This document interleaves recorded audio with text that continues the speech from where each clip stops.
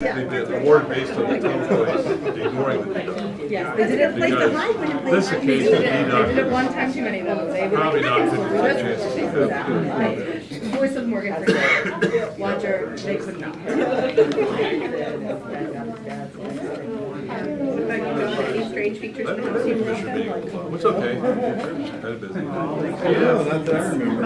Yeah, usually I'll go like In comparison. all summer unless there's a big change order, and then from like October till, closing out the two before, and then All my, bidding all the those next things. one. Right, yeah. Unusual. Yeah, well, that's very unusual. Where I grew up with mom and dad. But I mean, in your lifetime, you've had something special about it. Oh, yeah. Yeah, kids wouldn't stay overnight, like if my You guys have son everything else on the wanted to agenda? sleep over there. or two, Nope, wouldn't. no, I was just gonna head out after, hopefully they read the price. Oh, man. Well, the person here just say something. It's like, because otherwise it just makes it more work for everyone. We have fun earning this line A few weeks ago, yards. we tried to get information. Because believe me, I'm gonna get, well, we're already getting contract, but I think probably most contractors called the office and it was good. I don't know, Thursday. I did bring You didn't know that?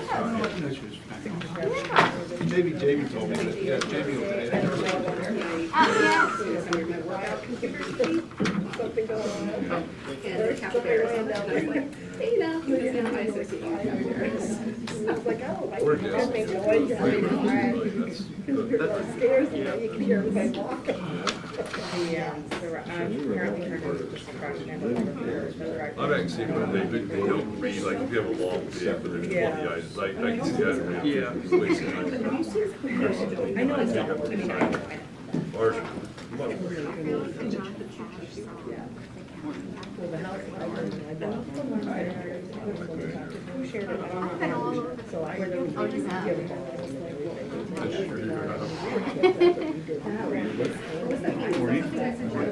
But I think we told her bosses that kind of high.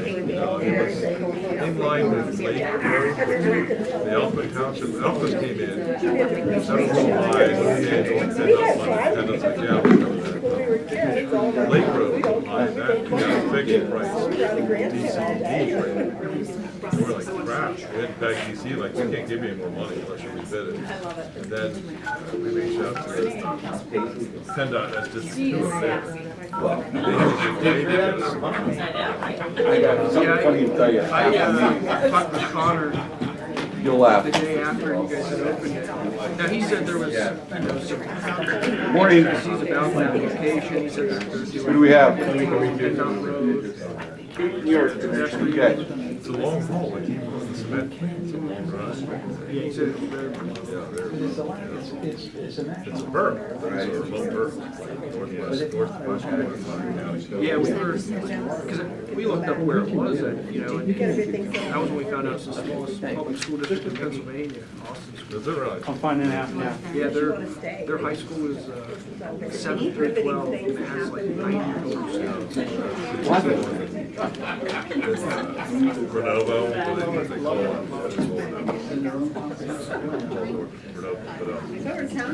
Yeah.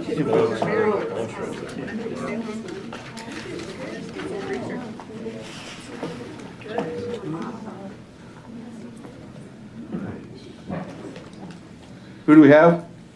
Mine's on. Okay, good morning. Morning.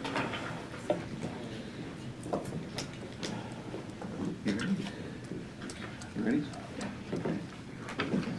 Morning, everyone. We ask you to please rise for the opening prayer and the Pledge of Allegiance before we convene the Commissioners' public meeting. Dear Heavenly Father, we rejoice this morning with excitement as a new spring season is upon us. Each of us experience seasons of life, and today we are celebrating and recognizing one of our work family that is transitioning from one season to another. She has dedicated 30 years of her life and served the county faithfully. As she enters retirement, may you bless her with good health as she enjoys her family and friends. We thank you for her life, service, and dedication for those 3 decades. Lord, we think about dedication and service and are reminded this Sunday will be the 115th birthday of the Army Reserves. They began as a small group of medical professionals and have grown to 189,000 reservists that have been involved in every major conflict and war dating back to World War I. They are in over 50 states, 5 U.S. territories, and 20 time zones across the world. Father, we thank you for these fine men and women for their service. These soldiers are our family, neighbors, and friends that drop everything to serve our nation and protect our freedoms. We ask your blessings on them for their humble service because they are the definition of dedication and service. May you comfort their families while they're away from home serving. Lord, renew our hearts this morning as we make decisions. Help us to lead with godly courage and strength. May you lead our meeting with a sense of direction, purpose, and accomplishment. These things we humbly ask in your name. Amen. Amen. I pledge allegiance to the flag of the United States of America and to the republic for which it stands, one nation, under God, indivisible, with liberty and justice for all.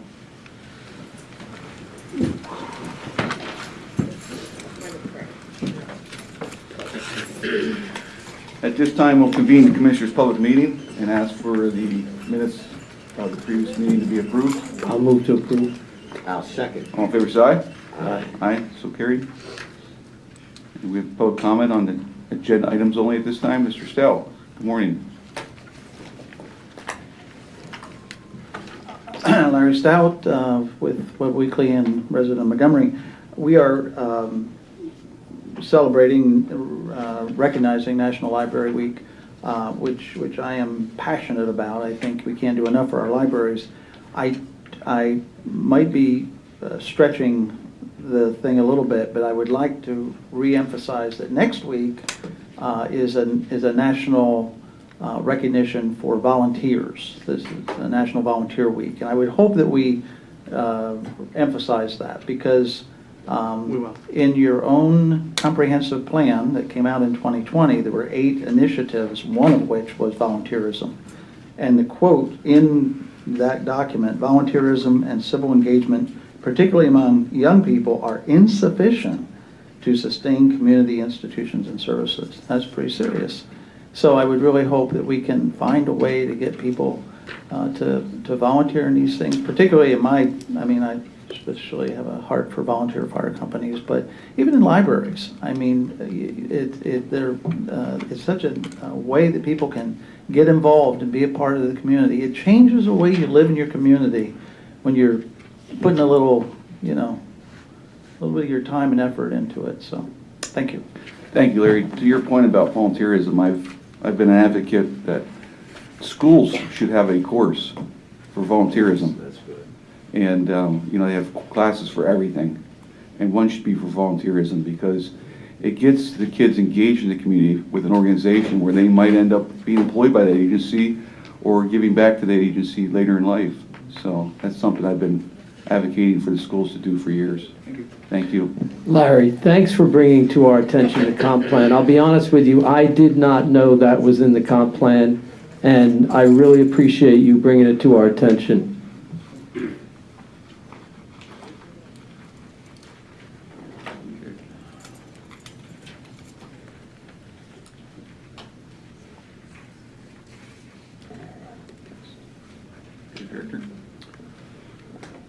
Okay, 1.6 proclamation, National Library Week. Okay, so, good morning. I see library folks out there. National Library Week 2023. Whereas today's libraries are more about what they can do with and for their communities, and not just about what they have on the shelves. Whereas libraries have long served as trusted institutions, often the heart of their cities, towns, schools, and academic campuses. Whereas libraries serve people of all ages, interests, and backgrounds, providing the resources and space to engage in lifelong learning. Whereas libraries offer equipment and professional staff support to utilize technology, programs, and services, often free or with nominal charges to users. Whereas libraries are a resource for all, regardless of race, ethnicity, creed, ability, sexual orientation, gender identity, or socioeconomic status. Whereas we recognize librarians as information professionals who provide expertise, services, and guidance for patrons to access credible sources and material, making their own informed decisions about the world today. Whereas libraries provide access to and display a wide range of information, not just a majority opinion or single perspective. Whereas librarians hold the professional values of diversity, equity, and inclusion to meet the needs of all users. Whereas the PA Forward Literacy is Power initiative highlights how libraries and staffs encourage literacy in B basic, I information, C civic, and S social health and financial, which contributes to greater personal and community success. Whereas America is celebrating National Library Week, including April 25th as National Library Workers' Day, and the immeasurable contributions made by library workers. April 26th as National Outreach Day, showing library services are not limited to their physical location. And April 27th as Take Action for Library Day, encouraging community support for libraries. Now, therefore, be it resolved that we, the Lycoming County Commissioners, proclaim National Library Week, April 23rd to the 29th, 2023, in Lycoming County. During this week, we encourage all residents to visit your libraries, explore all that they have to offer, and help move PA forward. Signed, Lycoming County Commissioners Scott L. Metzger, Chairman, Tony R. Macera, Vice Chairman, Richard Marabito, Secretary. Mr. Chairman, I think we have some folks here who might be interested. Anybody from the library like to speak? John? Anyone? Yes. Good morning. Good morning.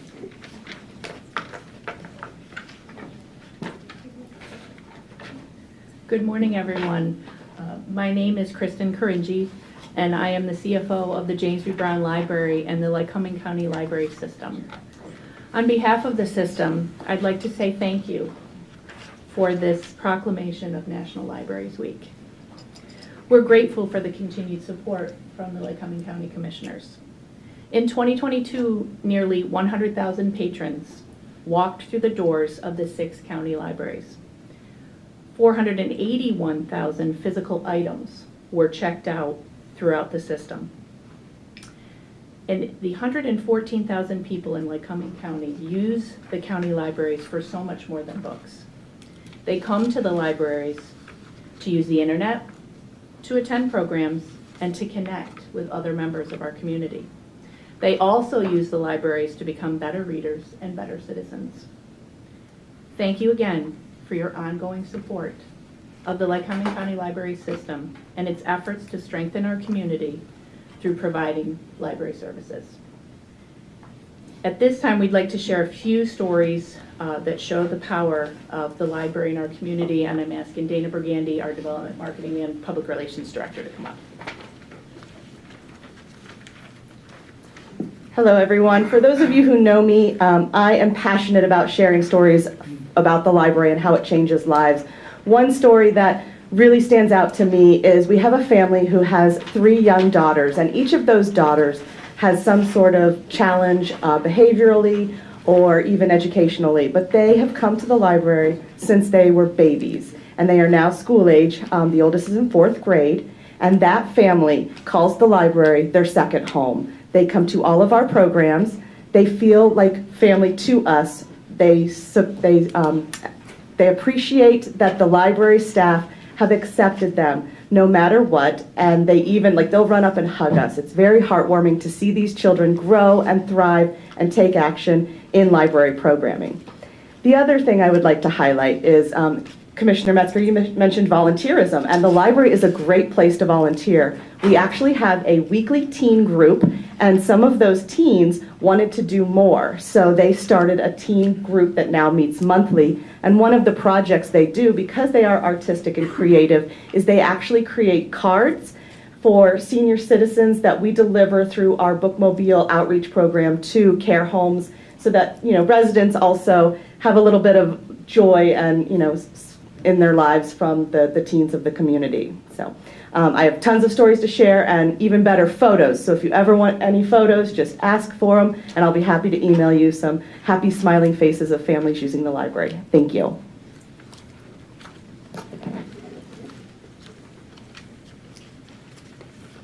Good morning, John. Good morning. Thank you. I'm John Confer. I just wanted to say thank you. I serve as the president of the board at the James B. Brown Library, and we, as a library and the other 5 libraries in the county, really appreciate the support that this Board of Commissioners has given to the libraries. I know you realize the importance of libraries in the community and all that they do, and we appreciate that, and look forward to continue working with you. Thank you. We just had the honor of being at the ribbon cutting for the Conkle Library in Montoursville, and what a beautiful improvement.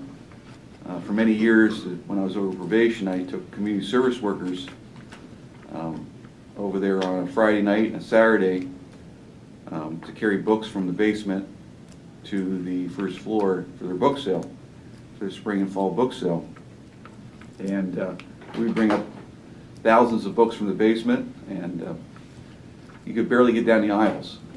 I mean, it hadn't been updated for over half a century. And the children's section in the back had been remodeled, but definitely needed improvement. There was a stage back there that was kind of a hazard you could trip on. When we went over there last week, it was like a different building. It was beautiful. It was accessible to everybody. The books are on kind of like movable shelves, which was really unique, so they can move them around and have more room in there. And definitely brought it into this generation, and just a beautiful improvement. And it'll be there for the next several generations. So I'm going to thank the efforts of the Conkle Library. The private fundraising went on, and Bob Weaver and the staff down there, Rex Hilton, and all the members down there that made that happen. And so it's beautiful, and we look forward to seeing other libraries do improvements also over the years. There's many other ones that could use similar improvements. You know, a couple of thoughts also, and that's a good example of volunteerism. The fundraising that went on to raise the money there and at all the libraries, the fundraising that goes on, people putting in time at book sales, bake sales, doing everything. You know, the other thing that's interesting for us to think about is James V. Brown. Who was he? Mrs. Conkle. Who was she? These were people who lived in the community, who had a vision way into the future. For James V. Brown, it was, you know, around, I think, 1908 or so. I'm not sure exactly. 1907. And what's interesting is that in the community I grew up on, Long Island, we had a man named Mr. Stetson who did the same thing. There was a movement across the country in the early 1900s by people who had resources to establish institutions where people could continue to learn, because they understood that to build a democracy, we needed to build access to information. What's changed, of course, is technology, how we get our information, but the bottom line is that what they did in 1907 rings true today. The ability to access information. You know, I used to be amazed when I lived in New York City. You could call up the New York City Public Library. They have a reference desk. Now, at the time, there was no internet, but you could ask them any question. They had massive volumes where they could pull it off, and you can find these sometimes at a book sale. They would pull off and tell you, yeah, in the 1875 election, the votes for this, it was like a computer system. They were people. So that's one thought, is these people like Brown and Conkle, who we should really honor them today by saying, hey, we recognize, Mrs. Conkle, what you did so many years ago, and we're going to carry it on. You know, bringing resources to people, not just the bookmobile, but now we're finding nursing homes, assisted living, all places where people are no longer mobile. And also the other thing is, you know, for people who are 75 or 80, sometimes you don't want to get on the computer. You want to look at something you can hold. The libraries, the children, the infants, when we lived downtown, my wife used to take our child to that library almost every day. It is a tool in all of our communities to repopulate this county. This county needs to bring people here. When we bring them here, the fact that we can show them a library in Montoursville, and a library in Jersey Shore, and a library in Muncie, means that they can live anywhere in this county and have access. That is huge, and it's powerful. Northumberland County does not have a library system. I've been down there to visit the libraries, And I feel good, I feel bad for the residents there, but I feel good for us that we have a library system, because the system shares resources, it shares the ability to build in a community things like HR and all these things, so we don't repeat it. And then finally, just that we can always be proud of the fact that we're using, as you, Commissioner Massera, you pointed out to me when I came in here, things like the Community Arts Center and the other things. All of these are assets for our community that we can be proud of. And we support them, and we hopefully can get people to understand that they are the future for us. So thank you all. There's a bunch of them if they want to stand up, Mr. Chairman, if you want to ask them to Yes, if you'd like stand to up. stand up, just state your name, if you don't mind standing up. Kristen Karenji. Dana Bernandi, Kate Shaw. Robin Gajaratu, and Karen Confer. And in the back, Larry Stapp. Oh, yes. Oh, yeah. Larry's Larry, Larry's big over Montgomery Library. yeah, the president. I'm gonna add a few things. When you go back to the past board members of the library, and you look at their vision, and I can go back probably as far as maybe 18 years ago, when a lot of revitalization was taking place in the library. I believe it was Dana, you mentioned that it's much more than just books, that it's people connecting with each other socially. Those visionaries did a great job in presenting our library as one of the most beautiful libraries in the state. I mean, it is incredibly, it's gorgeous. And, I want to warn library boards across the nation that you do have competition, and you know what it is. And I'll give you an example. Like 3 nights ago, we wanted an analysis done of a business of ours, and so there's an app for AI, and we asked it to give us our competition, how we were in comparison to our competitors. What could we do to improve the business model, marketing? We named 7 things we wanted this program to do for us, and analyze our product. In 30 seconds, it came back to us, 7-page report, detailing what we need to do. So that's research, right? And that's competition. So how do we tie into that? That's going to be critical in the future. But I'm so impressed with the people that sit on the board, and really you take care of our community as a whole, and that's what it's about. So thank you very much. We'd be remiss if we didn't mention like Mrs. Welch with the Children's Wing. In fact, I think it would be great if the library system did a little research and got us some information on all the people who have done in this community. The Welch family, you made me think of that. What's that? Barbara, yes, Barbara, absolutely, Barbara McGarry, but the people who have contributed assets. Oh. In terms of, like the different, we have Mrs. Conco. It would help us to know who they were, and it would be a way to recognize and inspire people in the community. So, thank you. We have the proclamation here. We'd like to have a picture with you. Can you come up, please?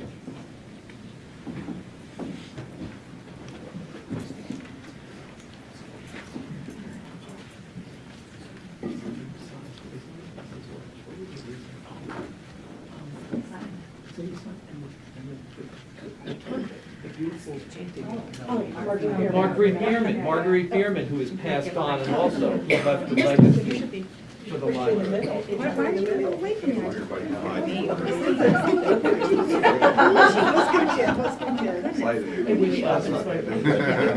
Mr. Stout, you should come in here. Please. You're on the, please, you are on the library. Mr. Stout. Thank you. Come on in, Larry. Yes. I'm too big. Slide over a little bit. Oh, there we go, that's good. Okay. Who are we going with first? Who are we looking first? Me, please. 1, 2, 3, go. Thank you.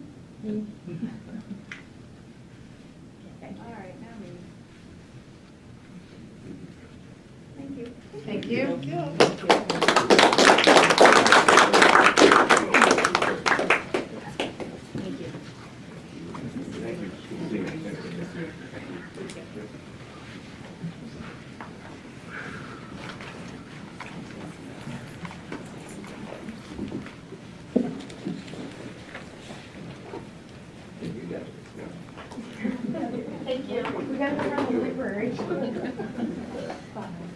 Okay, we have a service award. All right, Commissioners, we're going to recognize Paula Simpler for her 30 years of service and retirement from county government. The smile she has on her face. Okay, Judge, yes, could you please come up? I hope this is good. We're here to celebrate Paula Simpler's 30 years of service and her retirement.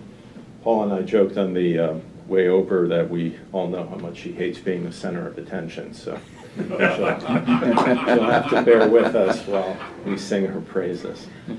Paula has served the county over her 30 years, it seems, in every county department. And I am incredibly grateful that she has served her final 5 years with me as my secretary. I've been fortunate to work with many good people over the years, but Paula is in that very small class of truly special people. She does her job exceedingly well, often anticipating. You can't cry. Because you're going to make me. Often anticipating work that needs to be done before even being asked to do it. Her interaction with the public, with attorneys, with court staff is always professional and pleasant. But in addition to doing her job very well, she is an absolute pleasure to be around.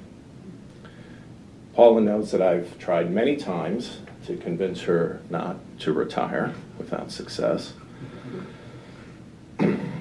But I wish you nothing but the best. You should enjoy your husband, your daughters, your grandchildren, and your friends. You deserve it. I'm going to miss you. Thanks. Thank you. Thank you. Paula, would like to come up? You make me cry. Ooh, I didn't know this was going to happen. Thank you all. Thank you.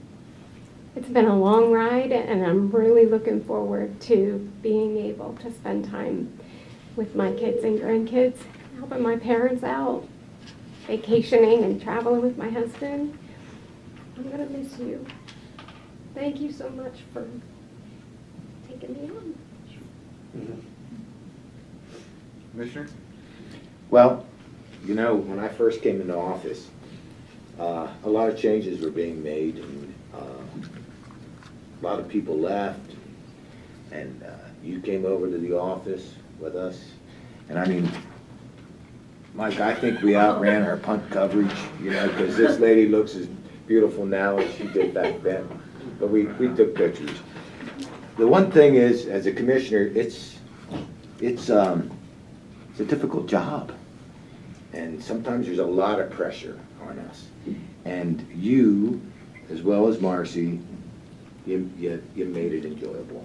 We never knew what you guys were going to do, right? Or what you were going to say, and but it took a lot of stress off of us in that office.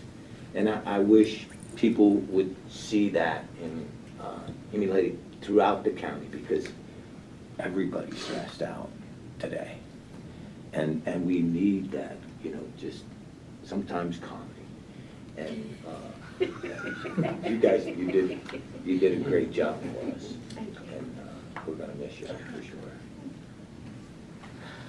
Paula, 30 years, you started in 1993.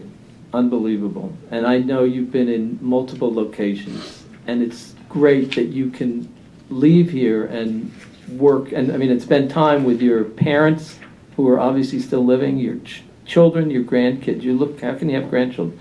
You're too young. But really, on behalf of the county and the county residents, thank you. Thank you for 30 years. It's a long time. It was behind the scenes often doing work. Judge Linhart, making the court system work depends on you. For him to be able to do his job, and for him to be able to serve constituents, he needs that. He needs to know that somebody can both anticipate and that he can rely on. So on behalf of the constituents in this county, we say thank you. Thank you for 30 years of service. Thank you for helping this county run. And I've known you for 30 years. And I agree with Judge Linhart. You are a special person. Thank you. And you've done tremendous work, and you do it quietly. And well, different form of quietly. The work gets done quietly, and you work well with your team, and you can't thank you enough.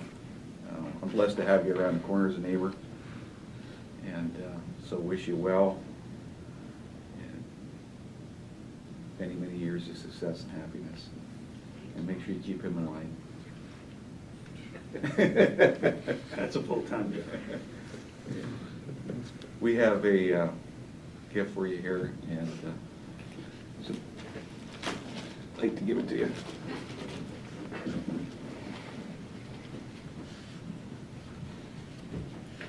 Come on up.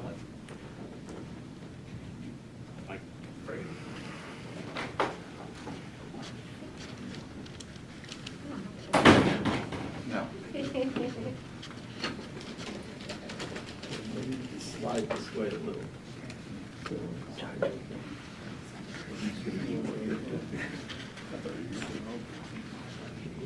We gotta keep coming down. Here, you stand right there. You want me to stand next to the Twin Towers? 1, 2.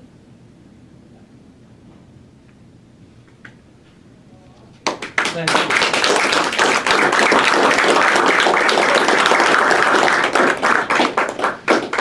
Thank you.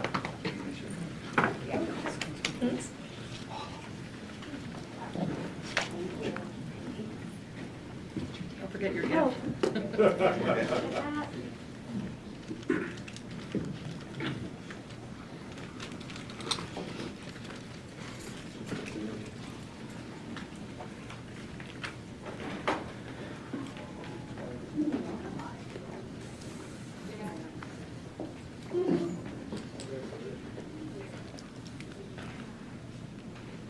All right, moving on to bid opening. Nikki? Yes, we received 5 bids for the Lycoming County Bridge Bundle Number 4 General Construction. Kevin E. Raker Construction, $1,987,262.86. HRI, $2,444,000. Glenn O. Hallbaker, $2,115,000. Ryland Construction, $2,424,000. And Susquehanna Valley Construction Corporation, $2,062,970. Okay, thank you. Yep.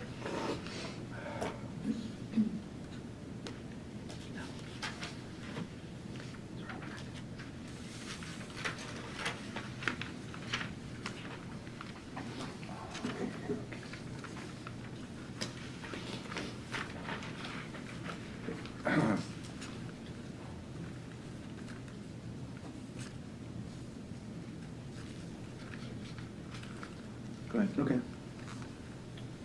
All right, moving on to reports. Kaylin, accounts payable and Jory Pendleton. Good morning, Commissioners. Excuse me. Presented for your ratification are invoices due through April 26, 2023 that were paid on April 19th, 2023 in the amount of $2,373,438.40. The breakdown is as follows, with 61.10% being funded by the general fund at $1,450,264.94. 17.92% is being funded by grants and other sources at $425,212.32. 11.34% is being funded by RMS at $269,254.51. And 9.64% is being funded by escrow at $228,706.63. Okay, can I have a motion? I'll move to approve. Second. Any discussions or questions? All in favor, say aye. Aye. Aye, so carried. Thank you, Caitlin. Also presented for your ratification is jury panel number 6 in the amount of $7,106.40 to be paid on April 12th, with that being 100% funded by the general fund. Okay, can I have a motion? I'll move to approve. I'll second. All in favor, say aye. Aye. Aye, so carried. Thank you. Thank you. All right, Commissioners, we're going to remove 5.1. We still need some more discussion and work before we can acknowledge that. Okay, motion to remove that. I'll move to remove it. I'll second. All in favor, say aye. Aye. Aye. All right, moving on to personnel actions. Jessica. Good morning, Commissioners. Good morning, Director. I'm seeking your approval for the following personnel actions as conditional offers of employment, subject to the successful completion of a background check and other employment requirements. For the pre-release center, IDEA, Woolridge, resident supervisor, full-time replacement, hired at $18.10 per hour, anticipated to start May 1st. Also for the pre-release center, Kaylee LaRoe, resident supervisor, full-time replacement, hired at $18.10 per hour, anticipated to start on May 8th. For facilities, Luz Valdez, hired as a custodial worker, full-time replacement at $13.81 per hour, anticipated to start on May 1st. Also for facilities, James Young, a custodial worker, full-time replacement, hired at $14.21 per hour, anticipated to start on May 1st. Also for facilities, Christy Thomas as a custodial worker, full-time replacement, hired at $14.48 per hour, anticipated to start on April 24th. For RMS, Jerry Foote, hired as a grounds crew mower, part-time. This is a new position for us, hired at $14 per hour, not to exceed 1,000 hours annually, anticipated to start on April 30th. For the Conservation District, Denise Moser is transferring to a admin specialist trainer part-time position. This is a new position, and she will be paid $24.46 per hour, not to exceed 1,000 hours annually, anticipated to transition to that part-time status on June the 5th.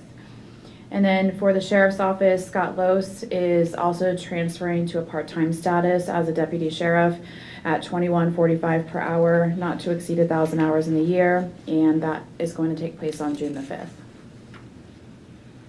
And just so everyone understands it, not to exceed 1,000 hours, that doesn't mean, most of the times they don't even get to a couple hundred hours. So it's as we need them, or the departments need them. That's a good point. They're not covered by the pension or the health care. So No. Can I have a motion? I'll move to approve. I'll second. All in favor, say aye. Aye. Aye, so carried. Thank you. Thank you, Jess. Jess, do you have one? 7.1, amendment with managed pharmacy benefit.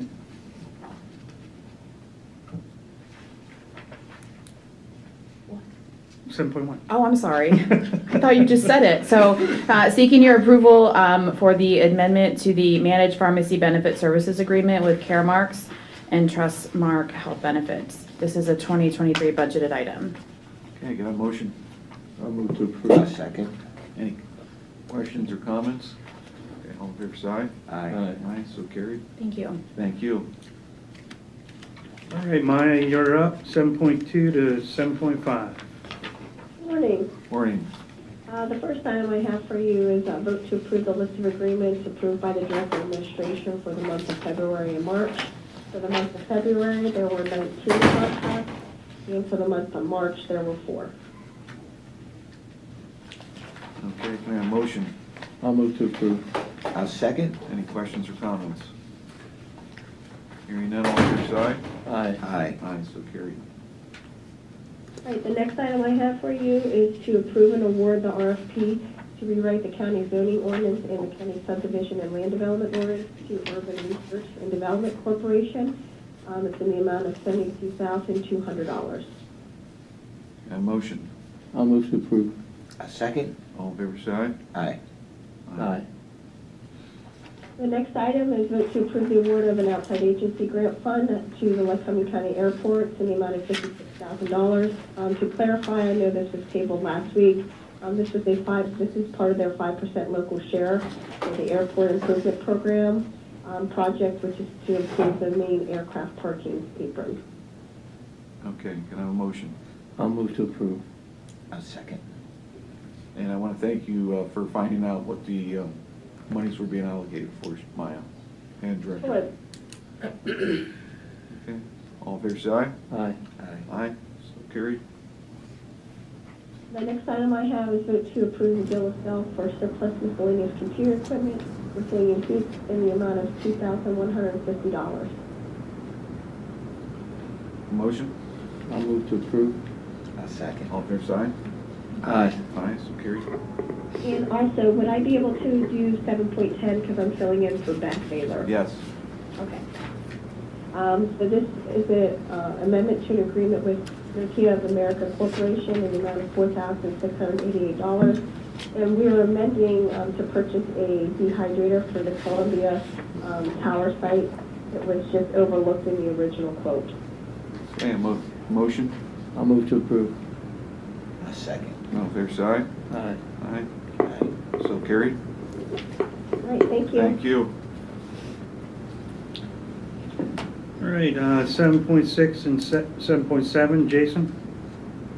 Yes, good morning, Commissioners. Good morning. 7.6 is vote to approve an amendment. We had an agreement with Civil and Environmental Consultants. CEC, as we refer to them, is another environmental firm that we utilize, kind of like what we do with Barton LaJudas. They assist us in, they're working right now with us in the tank relining, and also we're going to be doing a force main for leachate with them. Their rates is part of a 7-year contract signed in 2020. This is the first increase we've seen from them. Roughly about a 7% increase in rates for their job description. So it uses an as-needed basis. Okay, can I have a motion? I'll move to approve. A second. All in favor, say aye. Aye. Aye. Jason, quick question. Which force main is that going to be? Commissioner, we're going to put a what we call 6 and 10-inch force main up behind our water tower, down through the field along the property that we're purchasing from the federal government, and then we're going to tie into a West Branch Regional Authority there by the golf course.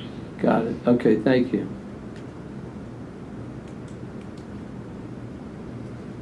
7.7 would be is the vote to approve the 903 recycling grant coordinator application. As you commissioners are well aware, every year in April we apply for a 903 grant, and this pays for 50% of the recycling coordinator Lauren Strauss' wages and benefits, and this year it's in the amount of $38,750.70.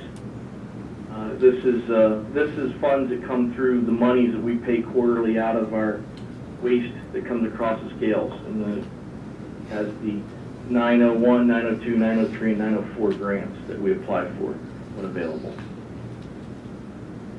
Okay, can I have a motion? I'll move to approve. I'll second. All fair say aye? Aye. Thank you, Commissioners. Thank you. 7.8 and 7.9, Ken?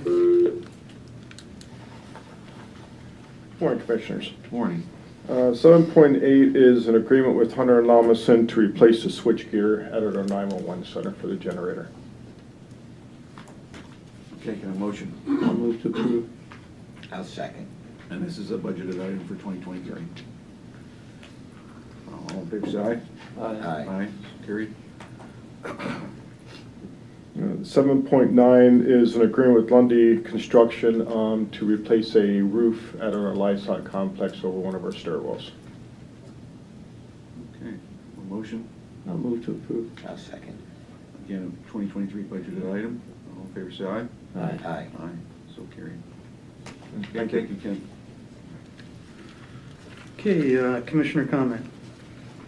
So yesterday, the Joinder Board, of which the commissioners from this county make up half of it, and the commissioners from Clinton County, voted to move the Joinder from the Charwell Building to 3rd Street Plaza. That lease expires, I believe, June 2024. Yeah, June 2024. It must be June 30th, I think, or so. Yeah. 2024. And it was a unanimous vote, and it's very good news. It's going to result in being able to put, although the total savings will be over $500,000, the amount that can actually be put into MHID service is about $340,000. That is absolutely very, very profound and important movement by this Board of Commissioners, because it means that in a situation where we are baseline funded from the state, children and youth services are a needs-based budget. The state gives us what we need. Mental health, intellectual disabilities is a flat sum of money the state gives you, and if you don't have enough to deal with it, they tell you, go find money. So for us to be able to free up $340,000 for services without raising any taxes is a profound movement by this board for the people, not just for the people who will directly get the services for MHID, but for all the families who may have need for services in the future, and just for all the quality of life for all of us to know that we are making resources available to people who need them. So I think it's something that we can all be very proud of. And the agreement is that we will be able to submit to the state. We can't collect rent, but we can submit to the state the 1/6 share. They will occupy one floor in 3rd Street Plaza. We can submit the 1/6 share of principal on the bond, interest that we pay on the bond, and they, of course, they'll pay all of their share of any utilities they use. Right. So we're very excited, I think. Absolutely, it's a I feel a savings for the taxpayers. When I came in office, I had explored it. COVID hit.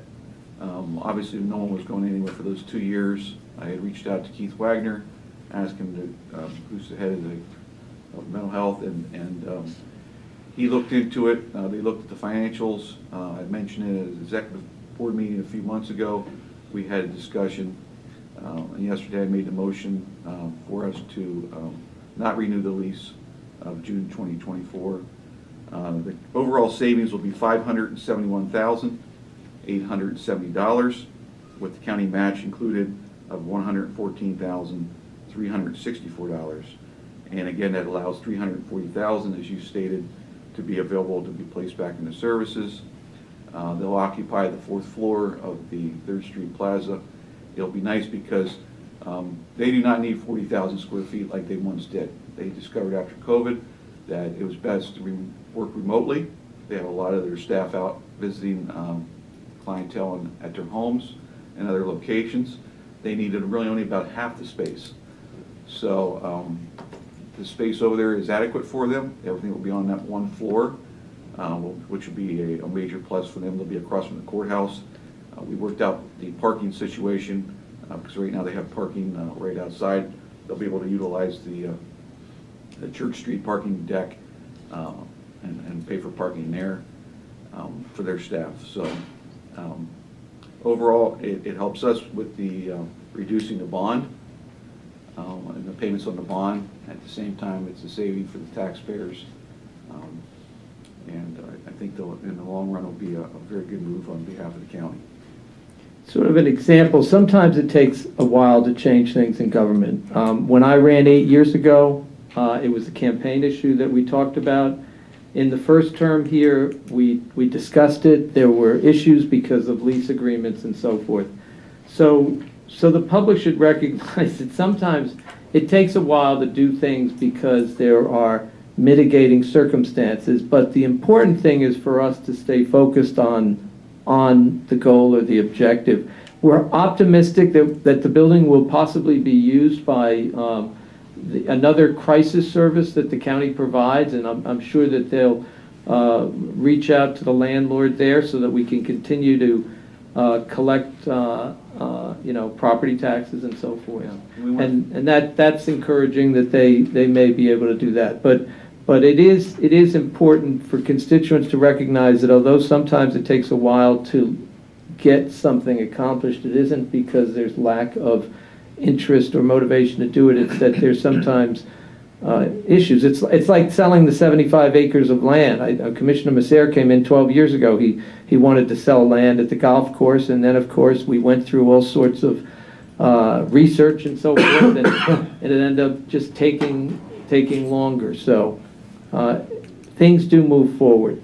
That's the positive part of it. We want to thank the landlord for his 35 years approximately of being a good landlord. At the time, I cited the history yesterday. It was needed, but I feel with the downsizing of what the current situation is with CNY and mental health, that's time for the move in the marriage to end. And we have the new marriage over here at the county 3rd Street Plaza.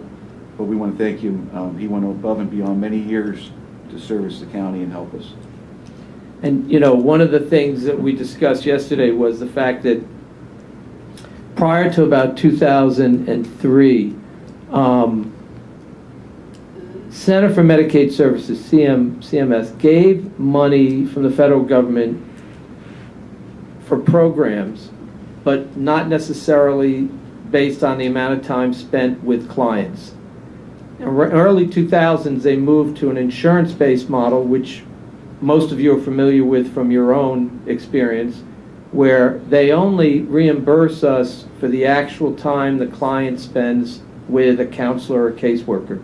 So that's more of an incentive for us to get our caseworkers out into the field, meeting with clients, because that time is reimbursable, and we can spend less money doing that. So in some respects, the model that existed before, where people were all in the office and doing things and checking up on this and running programs, has changed due to changes at the federal government. And this is going to help get our people out into the field more, and then they'll be able to do what they want to do, which is to help clients and get reimbursed. So We're excited about the move. They'll be moving sometime before June of 24. Right. And I'd just add, although I voted in favor of the move, it didn't come without hesitation. And one of the reasons why is because we actually competing with, the private sector. And I know this has probably been 20 years, 30 years now, 35 years maybe. 35. So, but when you take a look at what's happening with the tax base in third class, well, all around the country, but in third class cities, it's very difficult right now. Their taxes, I think Williamsport said 86% of their costs are fixed. They can't change anything. It's there's nothing to do, nothing to cut. And that building, we hope, doesn't become vacant. But I will assure you, they will appeal their assessed value, and they will win. if it doesn't get occupied. Now, the good advantage of it is that they have a lot of parking that is there, so maybe it will move quick. I'm optimistic that it will. I'm But not- optimistic with the fact that the college has major improvements. That's the new entrance to the college coming up Basin Street, the improvements to the Basin Street Mall. Starbucks is going to be, I believe, putting up a new facility there too. I think with all those improvements there, that'll definitely be a marketable property. But one of the things that you're seeing taking place in government right now is cost sharing. And what do I mean by that? Stormwater management, for example. Right now, nonprofits are paying, whereas they'd be exempt before. Now they are paying. Colleges, churches, everyone's paying. The county's paying. Okay, and when you're talking about a third-class city, right? Your nonprofits are mostly here. When you look at the assessed values of the properties, we have about $6 billion of property and an additional $1.5 billion of property that are nonprofit. All right? That's a substantial amount of revenue. And I think that we should be looking at, especially for third-class cities, in rural areas, who knows, that every property is taxable. So you cost share those services. I mean, the reality is this, is that it is, all the responsibility is placed upon the city of Williamsport. And it shouldn't.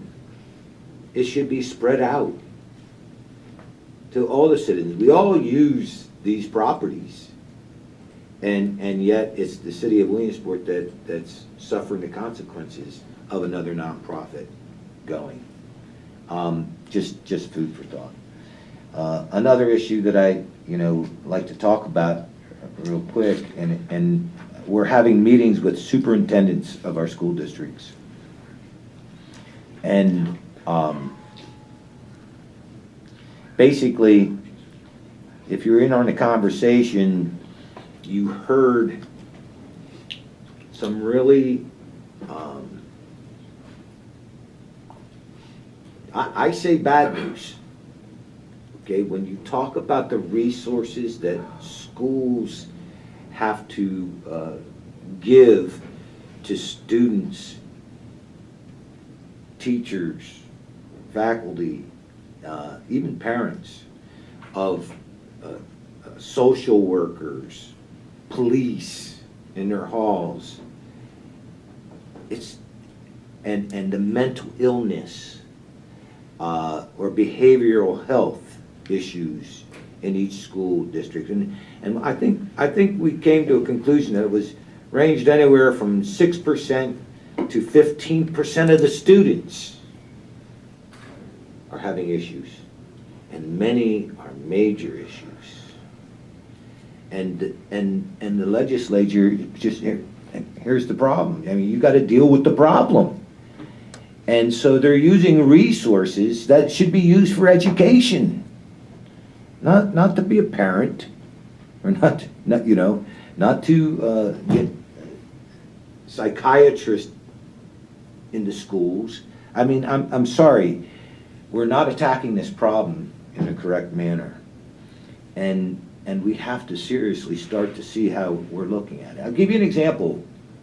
You have one student in a room that is very destructive, flips all the desk up every day, hits, bites the teacher. And this goes on not just with one school, this is happening all the time. And where's the common sense? They remove all the other students from the room and leave him there. Now why? Because they say it's a regulation. And here again, and I will say this, because I've said it since day one as I sat here. We can no longer allow bureaucrats or agencies of this country to usurp the power of your elected officials. It must end. Their rules, their regulations make no sense at times. They don't care how much it costs. You will comply. Well, when we're moving in a terrible direction as far as I'm concerned, with regulations and the cost of living and your pay, everything's going in reverse. You may have gotten a raise, but I'm certain that your dollar went less. And that's the trend. And these agencies still don't care, whether it's the Department of Education or whether it's EPA. And you're about ready to hear something come with EPA that's going to blow your mind and make the Chesapeake Bay Initiative look like a little mosquito. But we need to take back our country. This is ridiculous, what's happening. And at least get rid of the laws that make no sense. And in the education department, that's one law that makes no sense, that you remove everybody and leave that child there. American people better wake up and start getting involved in education and about everything that the government's doing currently. So, Any other comments? Okay, public comment at this time? Any public comment? Yes? General comment? Yes, please come up to the podium and state your name.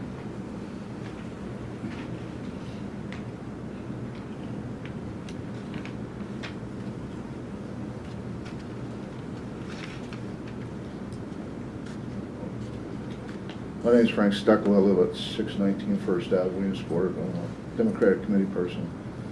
I read the paper every day, and I noticed they're selling this building, right?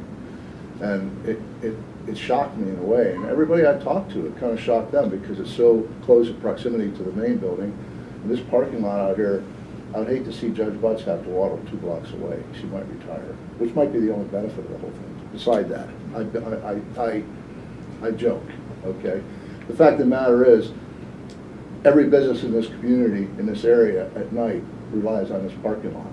Somebody else decides to use it for something else, you're gonna affect everybody, all the restaurants, everything.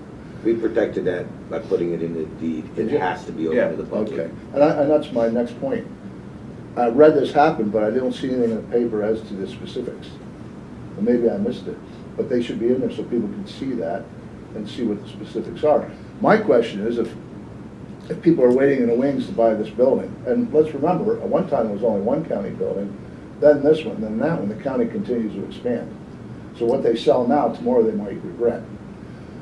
But if there's somebody waiting in the wings that can use this profitably, I'm not sure what the ability of the county is to rent, lease, or whatever. Why can't the county do that and put that money in their coffers? I mean, is there an answer to that? Is there something I don't know, like they're not allowed to? Should government be in the real estate business? You're absolutely right. Government is real estate. This is the United States of America. It's a big piece of real estate. They monitor it, they protect it, they tax it, they do everything with it. Okay? So yes, the answer to your question is absolutely. Especially since the proximity to the county government seat is such that in the future, as well as in the present, it could be very expensive not to. It might be very short-sighted. You can rent, it's just like anybody, any landlord, you can tell them, ask them, oh, you can rent this place for 10 years, have a property near Penn Tech. You can rent that for 50 years. It's always there as an asset. They'll always buy it. The last property I saw, they paid $250,000 for a building that wasn't worth $60,000 because of proximity, et cetera. It's the same thing here. I would like to see in the paper, for everybody to see, exactly what the county's options are in this, other than just sell it. You know, I mean, If they can, like I said, if there's people waiting in the wings to make enough money off this to make it a viable enterprise, why can't the county do the same thing? We need money. You just got done saying we need money. Why should we sell our assets if we can profit from them and still have the asset? We should You buy know, grocery basic realty. stores. Huh? I guess we should buy grocery stores. We can make money there too. Hey, if it works, it works. Well, Mr. Steckel, a couple things. There's no, the bids are coming in on May 4th, okay? Yeah. But you raise an interesting point, which is that there will be cost if we sell the building. We right now have the GEO program in this building. Part of the reduction in cost that we get of hiring GEO is because they use a building that we own and we provide the utilities. So one of the things we need to do is look at how much the offers are that come in. And then we need to do a cost analysis of things like, okay, we're going to have to pay, if we continue to keep the GEO program for 20 years, what is the cost of renting space to put the GEO program there? Because they're going to pass the cost on to us, right? I mean, they can't. You're saying the utilities, you cover the utilities. We cover the utilities and we give them space. Right now, there is, if the parking, as Commissioner Macer said, is protected in the deed, that in the future, whoever buys it has to allow it to be open after 5 o'clock. But again, we have to negotiate if someone's going to purchase it. Will they allow us to have X number of spaces, or will we be required to pay rent? And then we need to do the cost. So the only reason you haven't seen anything in the paper is because we have a deadline on May 4th for bids to come in. I can assure you that when the bids come in, we will analyze them. And honestly, I am not wedded one way or the other. You raise some interesting points, which is that, you know, if a program like GEO is here for 20 years, that's a cost we have to crunch. We don't owe anything on this building. And so, you know, we need to look at it. I've said that I don't think the county government should be a tenant. I'm not thrilled about being a landlord. On the other hand, you raise a point, which is that if we can rent this building and make money and also cover some of our costs like the GEO program, and also make sure that we have parking, because we have 42 spaces there that every day is filled up. It's something we'll look at. I'm sure that all three of us will look at it, we'll crunch numbers, we'll have discussion. But it isn't, there haven't been any bids that have come in yet. I mean, I'll give you an example. We entertained selling the golf course. The amount of money that someone wanted to give us for the golf course was so low that we thought it doesn't make sense to sell it. And in fact, the golf course is now profitable and is making money. We looked at one point at selling 3rd Street Plaza, and the amount of money that the person or the people wanted to give us, you know, just in discussions, there was no formal bid or anything, was so low that it wasn't worth it. And I mean, I am not locked in and wedded to making a decision until I see what the bids are and what the numbers are. Yes, I think $2.5 million is the asking price. Am I wrong on that? Yeah, it's listed at $2.5 million. Okay. And the budget for the county typically, I think, is $100 million a year, correct?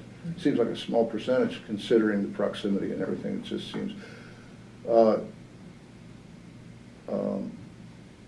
golf course is another entity, another discussion. It's 30 miles, 20 miles away. You know, I mean, this is not central government, you know. No, you raise an interesting point, which is that were the county to grow, which is what we have to do, we have to grow. And, you know, I mean, at one time we had 3 judges. We now have 5 judges. Now, hopefully we're never going to have more than 5 judges, but you never know, right? And so I think we need to be forward-thinking, and you raise an interesting point, and your comment is not wasted on these ears, at least. So these things will be possibly decided and published so people can read it. Absolutely. These different. Absolutely. The bids will be there, and people can come and they can voice their opinion. No, I mean, what we're discussing now as far as crunching numbers and. Absolutely. You know, assets and liabilities and down the road will all be printed so people can read it. Absolutely. One more thing, and I hate to point this out, we have a uniformed officer here, but you're developing this building across the street and you have this building here, okay? Just about every day, a uniformed officer is breaking the law, catwalking across the street. They don't go, it's very difficult for everybody. Now, if you're walking down Pine Street, yeah, you go right across the pedestrian crosswalk. Or Court Street, there's a lot of traffic. But a lot of people come out of the front door and they go straight across the street, and I believe that's, I'm guilty. well, yeah. No, we all have I've done it. it. No, right? well, it's also a And dangerous situation. It's very dangerous. So maybe there should be a crosswalk painted there. Maybe we should talk to the city Yeah, and maybe a and blinking encourage light or people to something. use the crosswalk. Yeah, Someone's you know gonna how to get do hit that. one day, is what Yeah, you're telling me. then it's gonna be a little, Right, then it's gonna Yeah. be, why did we do that? But busiest road probably, and I'm guessing in the county, maybe, I'm not sure. But yeah, I mean, it should be, No, you know, just as an example, that this is the law, and we are gonna adhere to the law, even though we're not doing it right now.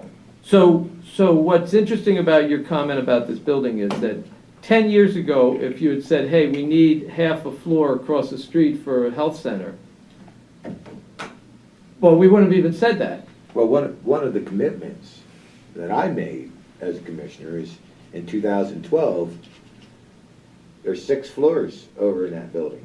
Right. There's 120,000 square feet, right? And not one filing cabinet was government. There was no government in that building whatsoever. That building itself could house every government entity in the county right now. And Maybe you should sell the courthouse then.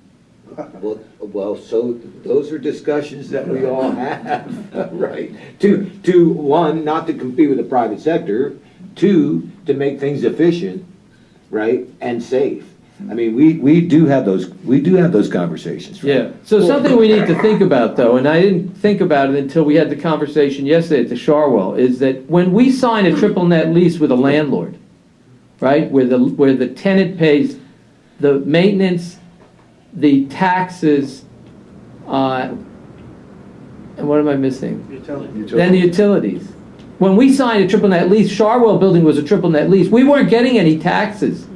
Private sector was not paying any taxes on the building because it was being paid by the tenant, which was the county children and youth and MHID. So when the private sector says, oh, don't compete with us, then they turn around and impose on us a triple net lease where we pay the taxes. It means that the private sector isn't paying the taxes. Yeah. That is insanity. And so, I'm concerned about us, and I would encourage all future government entities not to sign a triple net lease. That the private sector should pay its fair share of the taxes. It's one thing if you go to a commercial entity and you say, we want a triple net lease. But when you're going to government, you're basically collecting twice at the trial. You're trying to find. I'm serious. I didn't realize it until yesterday we had a discussion about the loss of taxes, and then I realized, hell, we're not. So anyway, I think there's what you say, everything will be done publicly. There'll be a public discussion. Well, I'd like to see it in the newspaper too, because everybody can't come to this. I guess this is a Zoom meeting. It's a Zoom meeting, yeah, but it'll be in the paper. It'll be. There used to be a county channel, TV channel, they don't have that anymore, I take it, right? I don't know what happened to, yeah. Yeah, what happened to it was, all you saw was a picture on there, it never changed. I don't think it was county, it was the government channel. Oh, okay, 75. the county I had think it's still on. The Yeah, county it has is. access? It's under the cable agreement. Why aren't we televising that? It's even easier for a lot of people that can't, use Zoom. I'm just curious. It's a question. That's public knowledge, as well as this is put on YouTube every day.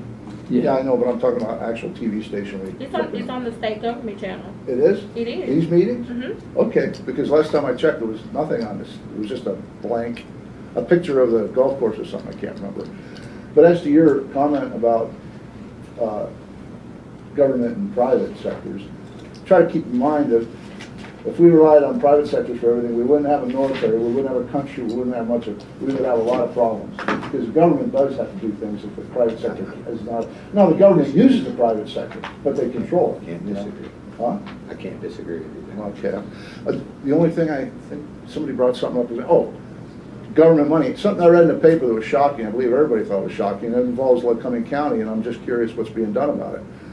This $1.8 billion worth of uncapped gas wells, we're supposed to pay for it?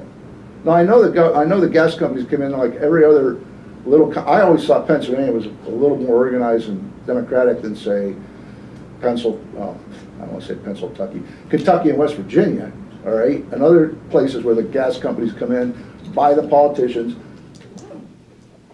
run the show for 3 years and then leave. I grew up in the coal region. I saw Susquehanna run orange because the coal mines took their money and left. Probably went to Texas and drilled for oil. I don't know. We all need oil. I'm all for oil, okay?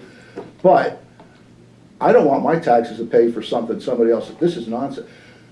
It brings up when the last president of the legislature retired, or didn't run for re-election, he said, well, I'm going to work for the gas industry. Well, no kidding. He's been working for him for as long as he was there. And now I guess the bonus is he didn't take a bribe, so he's going to get a couple $100,000, I'm assuming, $200,000 job to sit on a golf course all day probably, if as usual.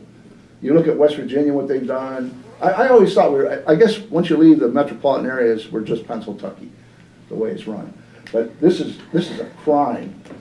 I don't know what kind of, like you always say, there's 27 energy producing states, only 2 don't have a severance tax, which could go to support our hospitals, et cetera, I'm assuming. And who's the 2? Pennsylvania, the 5th largest voting bloc I think in the country, and we don't have a severance tax because these guys bought off the crooked politician or whatever they did. It's nonsense. So, really is. Frank, I Maybe could have I'm wrong. sworn there was legislation that required them to deal with capping the wells. I can't quote it chapter and verse, but I'm almost positive when there was the debate about the impact fee that there was in the bill. In other words, the fact that you read that there's $1.8 billion worth of uncapped wells doesn't mean that there isn't a responsibility by the gas company, because part of the lesson that we talked about in Harrisburg was, listen, we don't want to be left in the same situation we were with the coal industry, right? Where they walked away. Right. They filed bankruptcy and they walked away. Privatizing profits and socializing losses. So the only thing I could suggest to you is before you get the blood pressure going, and I don't mean that disrespectfully, I mean you're concerned about it, all of us are concerned, we don't want to pay that bill. We need to check what the law is and see whether they're... We need that money. Mr. Metzger might want to do another vote recount or something, It's a possibility and the money has to be there. Mr. Metzger, am I right? But anyway, if I have to go, I go. But that article was pretty clear that the reason I was upset was because they said that the government was going to have to pick it up in Pennsylvania. Yeah. It didn't say it was going back onto the gas companies. It was. You don't remember, Mr. Smith, do you? No. So you know what? I would suggest... There is legislation. There is, I'm almost positive, but call Commissioner Ham's office, Representative Ham's office or Representative Flick's office and ask them if they can look into that for you. You're in the city, you're Representative Flick. I'm sure that the staff would look into that.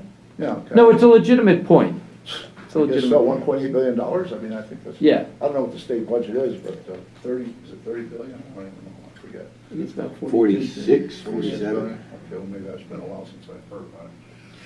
Thank you. Thank you. Anyone else? Tom. Oh, Mr. Adams?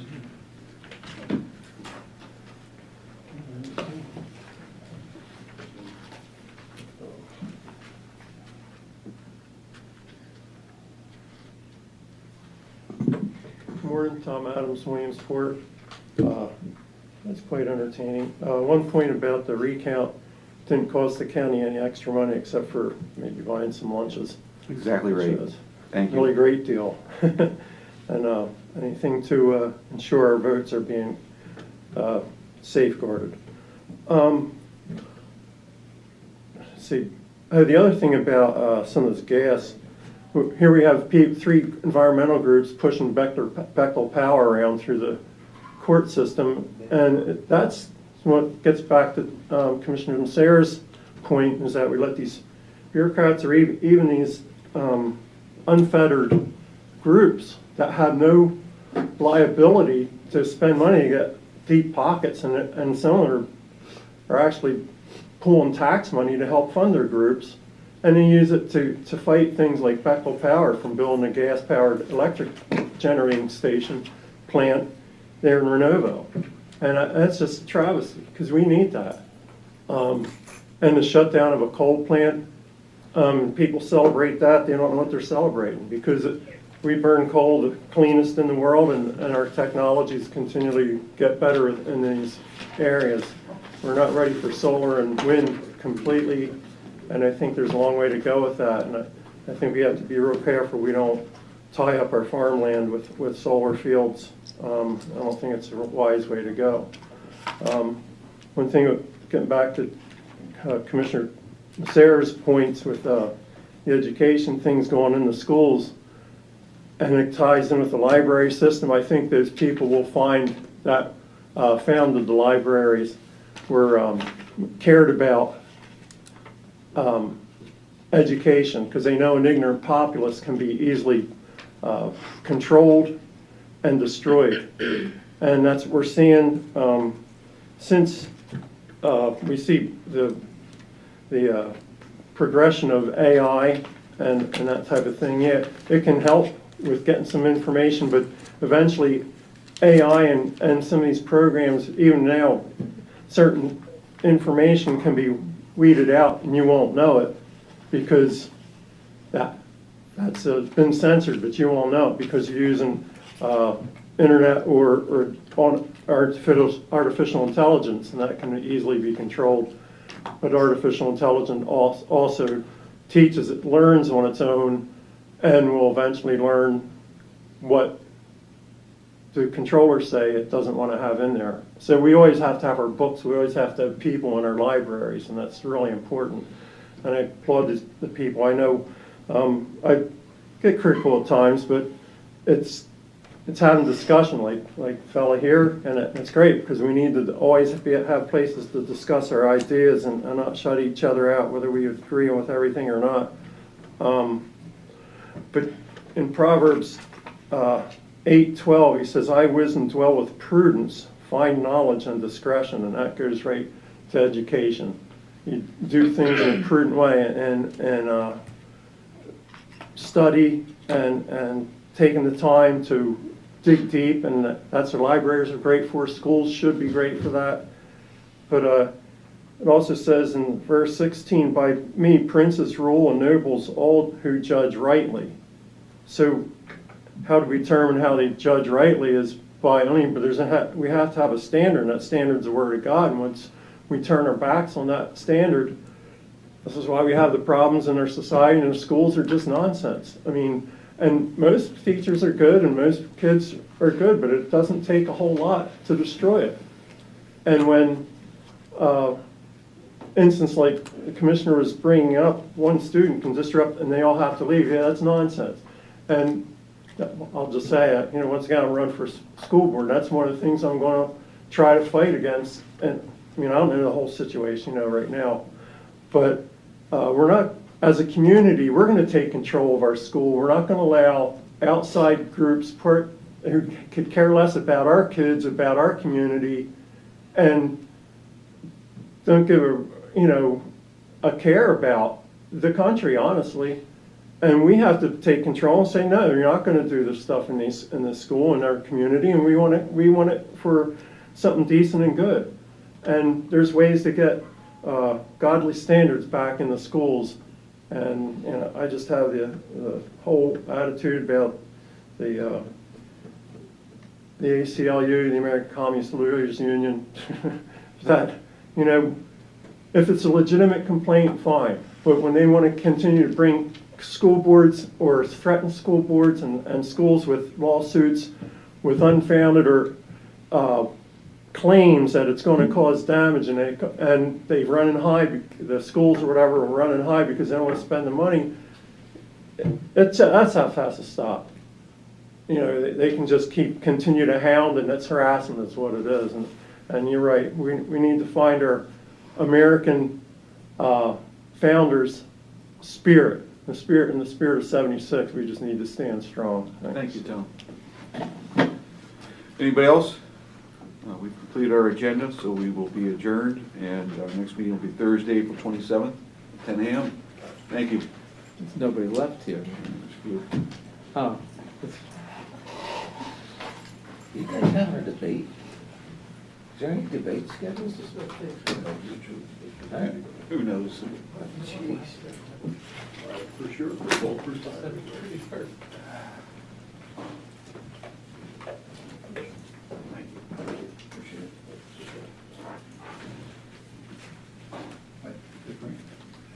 Snippet.